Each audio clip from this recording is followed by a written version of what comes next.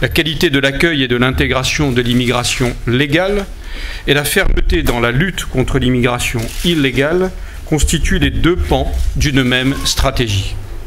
Le bilan des 8 premiers mois de l'année 2010 reflète parfaitement cet équilibre. Du 1er janvier 2010 au 31 août 2010, 122 246 autorisations de long séjour ont été accordées, soit une croissance de 9,7%. Cette croissance s'explique principalement par l'augmentation des autorisations de séjour délivrées aux étudiants, plus 30,9%. Plus de 30%, ça correspond à la feuille de route qui m'avait été assignée, accroître l'attractivité de notre pays, accroître le nombre d'étudiants qui contribuent au rayonnement de notre pays. Et vous voyez que nous l'avons amélioré, ce score, dans des proportions importantes. L'immigration professionnelle est relativement stable, plus 1,8%, et l'immigration familiale connaît une croissance modérée, plus 5%. Le nombre de naturalisations est passé de 58 400 à 67 300 sur les 8 premiers mois de l'année, soit une croissance de 15,2%. Le stock de demandes de naturalisation en instance dans les services est passé de 100 000 au 1er janvier 2009 à 66 000 au 1er septembre 2010, soit une baisse de 38%.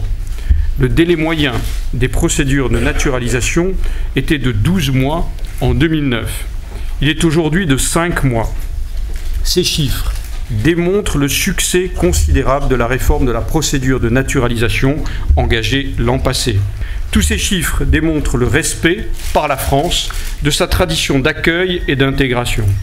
Dans le même temps, la lutte contre l'immigration irrégulière a elle aussi enregistré de très bons résultats. Le nombre d'étrangers en situation irrégulière reconduits dans leur pays d'origine est resté stable, avec 19 042 retours contre 19 456 en 2009. Au rythme actuel, l'objectif de 28 000 éloignements d'étrangers en situation irrégulière sera atteint. Au sein de ces éloignements, le nombre des retours volontaires connaît une augmentation importante, et c'est souhaitable. Il est passé de 5 250 sur les 8 premiers mois de l'année 2009 à 6 020 sur les 8 premiers mois de l'année 2010, soit une croissance de 14,7%. Les retours volontaires en direction de la Roumanie sont les plus nombreux. Les prochains vols affrétés à destination de Bucarest partiront les 14, 16 et 30 septembre prochains. L'année dernière, ce sont près de 11 000 Roumains et Bulgares en situation irrégulière qui ont été reconduits dans leur pays d'origine. Et depuis le 1er janvier, nous étions déjà à peu près sur la même base.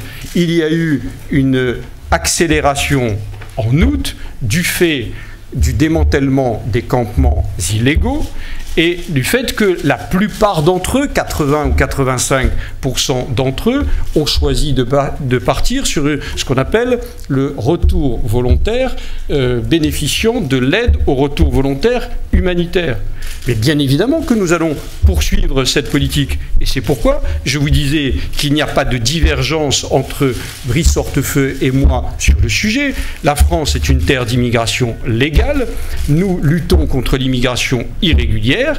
Et il n'est un mystère pour personne que nous reconduisons dans leur pays d'origine, comme le font tous les pays européens, qu'ils soient d'origine roumaine ou d'autres origines, les étrangers en situation irrégulière. Il n'y a rien de nouveau sur ce sujet. Sur le fond, les choses sont extrêmement simples. Le président de la République, dans son discours de Grenoble, a lui-même rappelé, après avoir demandé le démantèlement des camps illicites, qu'il s'agisse de ceux de gens du voyage ou ceux dits de, entre guillemets, Roms, il a demandé qu'en aucun cas on ne puisse stigmatiser les Roms. Et il a même ajouté, je cite, « Les Roms qui viennent en France pour s'installer sur les emplacements légaux sont les bienvenus ». Il y a un certain nombre de circulaires, dont celle que j'ai signée. Et la seule circulaire effectivement valable sur les conditions dans lesquelles doivent être démantelés des campements est celle que nous avons co-signée, Brice Hortefeux et moi-même. Elle date du 24 juin, elle est à votre disposition et je ne vois pas qu'elle ait été critiquée sur un seul de ces termes. Elle est conforme à nos principes et à notre tradition républicaine.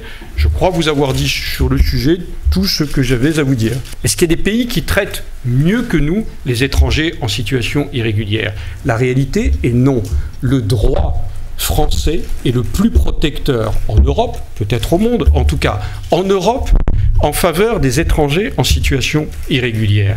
La deuxième chose, c'est que je regarde ce qu'est le package, comme on dit là aussi en français, ce qu'est l'argent que nous apportons aux étrangers en situation irrégulière lorsqu'ils sont reconduits dans leur pays. C'est le cas notamment, mais pas seulement, des Roumains ou des Bulgares en situation irrégulière.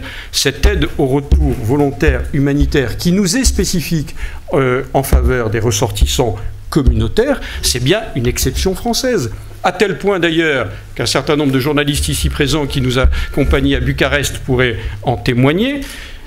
La semaine dernière, le Premier ministre roumain et plusieurs de ses ministres ont dit presque regretter que la France soit si généreuse qu'elle aide par un montant qui est de 300 € par adulte et de 100 € par enfant, en nous disant « cet argent, vous feriez mieux de le mettre en faveur de l'insertion pour ceux qui sont sur place, ou de la réinsertion, je précise au passage qu'on en donne déjà beaucoup. » Donc pourquoi, sur la base de quels anathèmes remettre en cause cette politique? Je crois qu'elle est respectueuse des libertés individuelles et que par ailleurs, elle est beaucoup plus généreuse que la moyenne.